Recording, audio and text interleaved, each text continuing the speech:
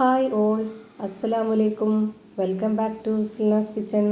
ഇന്നത്തെ റെസിപ്പി നല്ല വെറൈറ്റി ആയിട്ടുള്ള ഒരു അടിപൊളി ഈവനിങ് സ്നാക്സിൻ്റെ റെസിപ്പിയാണ്. കടലമാവും മുട്ടയും വെച്ചിട്ടാണ് ഇത് തയ്യാറാക്കിയെടുക്കുന്നത്. ഭയങ്കര സിമ്പിളായിട്ടുള്ള ഒരു വെറൈറ്റി പലഹാരമാണ്. അപ്പോൾ ഇതെങ്ങനെയാണ് തയ്യാറാക്കുന്നതെന്ന് നോക്കാം. ഈ പലഹാരം തയ്യാറാക്കുന്നതിന് വേണ്ടിയിട്ട് ആദ്യം തന്നെ ഇവിടെ ഒരു മിക്സിയുടെ ജാർ എടുത്തിട്ടുണ്ട്. ഇതിലേക്ക് 250 ml കപ്പിൻ്റെ അളവിൽ 1.5 കപ്പ് കടലമാവ് ഇട്ട് കൊടുക്കാം.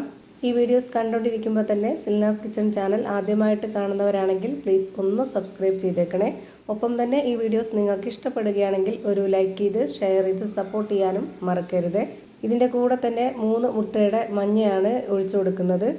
വെള്ളയും കൂടെ ചേർത്ത് ഒഴിച്ചു കൊടുക്കണമെന്നുണ്ടെങ്കിൽ ഒഴിച്ചു കൊടുക്കാം, കുഴപ്പമൊന്നുമില്ല. അപ്പോൾ 2 എണ്ണം എടുത്താൽ മതി. ഇനി ഇതിലേക്ക് മുളക് പൊടിയാണ് ഇട്ട് കൊടുക്കുന്നത്. ഓരോരുത്തരുടെ എരിവിനനുസരിച്ച് ഇട്ട് കൊടുക്കാവുന്നതാണ്. ഞാനിവിടെ ഇതുപോലെ ഒരു സ്പൂൺ അളവിൽ 1 സ്പൂൺ മുളക് പൊടി ഇട്ട് കൊടുത്തു. അതിൻ്റെ കൂടെ തന്നെ ഒരു 1/4 സ്പൂൺ അളവിൽ കായപ്പൊടിയും 1 നുള്ള് ഗരം മസാലപ്പൊടിയും ആവശ്യത്തിനുള്ള ഉപ്പും ഇട്ട് കൊടുത്തിട്ടുണ്ട്. ഇനി ഇത് അരച്ചെടുക്കാൻ ആവശ്യത്തിനുള്ള വെള്ളം ഒഴിച്ചു കൊടുക്കാം. ഞാനിവിടെ 250 ml കപ്പിൻ്റെ അളവിൽ 1 കപ്പ് വെള്ളം ഒഴിച്ചു കൊടുത്തിട്ടുണ്ട്. ഇനി ഇത് നന്നായിട്ടൊന്ന് അരച്ചെടുക്കാം. ഇപ്പോൾ ഇതാ നന്നായിട്ട് അരച്ചെടുത്തിട്ടുണ്ട്. അരച്ചെടുത്ത മിക്സ് ഒരു പാത്രത്തിലേക്ക് ഒഴിച്ചു കൊടുത്തു. ഇത് കാണുമ്പോൾ നിങ്ങൾക്ക് ഇതിൻ്റെ പരുവം മനസ്സിലായിട്ടുണ്ടാവും. ഇനി ഇതിലേക്ക് വെള്ളമൊന്നും ഒഴിച്ചു കൊടുക്കരുത്. ഈ മാവിൻ്റെ കറക്റ്റായിട്ടുള്ള ഒരു പരുവം എന്ന് പറയുന്നത് ഒരുപാട് അങ്ങ് ലൂസും ആവരുത്, ഒരുപാട് കട്ടിയാവരുത്. ഇതാണ് ഇതിൻ്റെ കറക്റ്റ് പരുവം. ഇനി ഞാനിതിലേക്ക് നല്ലൊരു മണത്തിന് വേണ്ടിയിട്ട് കുറച്ച് കറിവേപ്പില കട്ട് ചെയ്തത് ഇട്ട് കൊടുക്കുന്നുണ്ട്. മല്ലിയിലയുടെ ഫ്ലേവർ ഇഷ്ടമുള്ളവർക്ക് അതുകൂടി ഇട്ട് കൊടുക്കാം. ഇപ്പോൾ നമ്മുടെ ഈ ഒരു പലഹാരത്തിന് വേണ്ടിയിട്ടുള്ള മാവ് റെഡിയായി കിട്ടിയിട്ടുണ്ട്. ഇത്രയും മതി. ഇനി നമുക്കിതെങ്ങനെയാണ് ചുട്ടെടുക്കുന്നതെന്ന് നോക്കാം. അതിനായിട്ട് ഞാനിവിടെ സ്റ്റവിലേക്ക് ഒരു പാൻ വെച്ച് കൊടുത്തിട്ടുണ്ട്. ഫ്ലെയിം ഓൺ ആക്കിയതിന് ശേഷം ഈ ഒരു പാനൊന്ന് നന്നായിട്ട് ചൂടായിട്ട് വരുമ്പോൾ ഇതിലേക്ക് കുറച്ച് ഓയിൽ ഒഴിച്ച് കൊടുക്കാം. എന്നിട്ട് ഇതൊന്ന് നന്നായിട്ട് സ്പ്രെഡ് ചെയ്ത് കൊടുക്കുന്നുണ്ട്. ഇനി ആ ഒരു മാവിൽ നിന്ന് ഒരു കയ്യിൽ മാവ് ഇതുപോലെ ഒഴിച്ചു കൊടുക്കാം.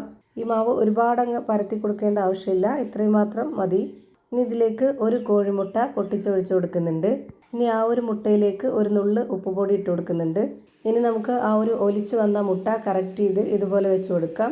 ഇനി ഇതിൻ്റെ മുകളിലേക്ക് ഇട്ട് കൊടുക്കുന്നത് വട്ടത്തിൽ കട്ട് ചെയ്തെടുത്തിട്ടുള്ള സബോളയാണ്. കുറച്ചിട്ട് കൊടുക്കാം. ഇനി അതിന് മുകളിലേക്കായിട്ട് കട്ട് ചെയ്തെടുത്തിട്ടുള്ള പച്ചമുളക് ഇട്ട് കൊടുക്കുന്നുണ്ട്.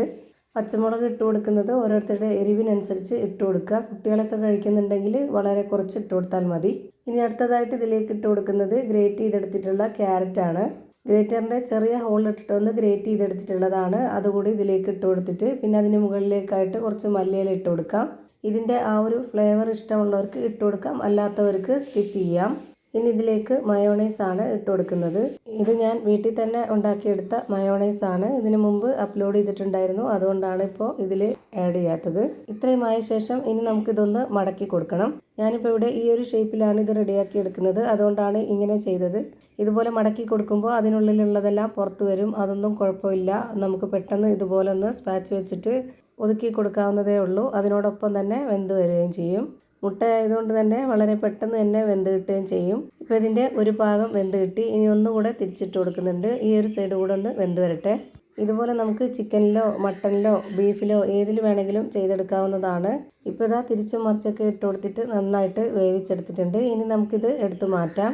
ഇനി ഒരെണ്ണം കൂടെ ഇതിൽ ചെയ്ത് കാണിക്കുന്നുണ്ട്. അതിനായിട്ട് വീണ്ടും കുറച്ച് ഓയിൽ ഒഴിച്ച് കൊടുക്കുക. അതൊന്ന് സ്പ്രെഡാക്കി കൊടുത്ത ശേഷം ഒരു കയ്യിൽ മാവ് ഒഴിച്ച് കൊടുക്കുക. അതിന് മുകളിലേക്കായിട്ട് ഒരു കോഴിമുട്ട പൊട്ടിച്ചൊഴിച്ച് കൊടുത്തതിന് ശേഷം ഇതുപോലെ കുറച്ച് സബോള കട്ട് ചെയ്തതും കുറച്ച് പച്ചമുളകും ഗ്രേറ്റ് ചെയ്തെടുത്തിട്ടുള്ള ക്യാരറ്റും കുറച്ച് മല്ലിയിലയും ഇട്ട് കൊടുക്കുക. എന്നിട്ട് അതിന് മുകളിലേക്കായിട്ട് കുറച്ച് മയോണൈസും കൂടെ ഒഴിച്ച് കൊടുത്തതിന് ശേഷം ഒന്ന് മടക്കി കൊടുക്കണം. ഇതുപോലെ ഒരു സൈഡ് മടക്കി കൊടുക്കാൻ നേരത്ത് ഒന്ന് ഫോർക്ക് സ്പൂൺ വെച്ചിട്ടോ അല്ലാന്നുണ്ടെങ്കിൽ സാധാ സ്പൂൺ വെച്ചിട്ടോ ഒന്ന് സപ്പോർട്ട് കൊടുക്കുക. എന്നതിന് ശേഷം ഇതുപോലെ മടക്കി കൊടുത്തിട്ട് ഇതുപോലെ ഒന്ന് ഒതുക്കി കൊടുക്കണം. എന്നാലേ അത് നല്ല കറക്റ്റ് ഷേപ്പായിട്ട് കിട്ടുള്ളൂ. ഇനി അതിൻ്റെ 2 സൈഡും തിരിച്ചും മറിച്ചൊക്കെ ഇട്ട് കൊടുത്തിട്ട് നല്ല പോലെ ഒന്ന് വേവിച്ചെടുക്കണം. ഭയങ്കര സിമ്പിളായിട്ടുള്ള ഒരു വെറൈറ്റി പലഹാരമാണ്, എല്ലാവർക്കും ഇഷ്ടമാവും. കടലമാവും മുട്ടയും ആകുമ്പോൾ തന്നെ നമുക്ക് പ്രത്യേകിച്ച് പറയേണ്ട ആവശ്യമില്ല, നല്ല ടേസ്റ്റ് ആയിരിക്കും. ഇതുപോലെ തന്നെ ഞാനിപ്പോൾ എല്ലാം ചുട്ട് വെച്ചിട്ടുണ്ട്. നല്ല ടേസ്റ്റി ആയിട്ടുള്ള വെറൈറ്റി ആയിട്ടുള്ള നല്ല പഞ്ഞി പോലെ ഒരു അടിപൊളി പലഹാരമാണ്. എന്തായാലും ഒന്ന് ട്രൈ ചെയ്ത് നോക്കണം, എല്ലാവർക്കും ഇഷ്ടമാവും. കുട്ടികളും വലിയവരൊക്കെ മത്സരിച്ച് കഴിക്കുന്ന ഒരു ഐറ്റമാണ്. ഇതിൻ്റെ അകം എങ്ങനെയാണ് ഇരിക്കുന്നതെന്ന് അറിയാനായിട്ട് ഞാനൊന്ന് കട്ട് ചെയ്ത് കാണിക്കുന്നുണ്ട്. അപ്പോൾ ഇത്രയേ ഉള്ളൂ ഇന്നത്തെ വീഡിയോ ഇഷ്ടമായാൽ ലൈക്ക് ചെയ്യാനും കമൻറ്റ് ചെയ്യാനും ഷെയർ ചെയ്യാനും മറക്കരുത്. അതുപോലെ തന്നെ ഞാനിടുന്ന പുതിയ വീഡിയോസ് നോട്ടിഫിക്കേഷനായിട്ട് കിട്ടുന്നതിന് വേണ്ടി സബ്സ്ക്രൈബ് ചെയ്ത് ബെല്ലൈക്കൺ അമർത്തി അതിൽ ഓൾ എന്ന ഓപ്ഷൻ എനേബിൾ ചെയ്ത് കൊടുക്കാനും മറക്കരുത്. പുതിയൊരു വീഡിയോയുമായി വീണ്ടും വരും. Thank you for watching.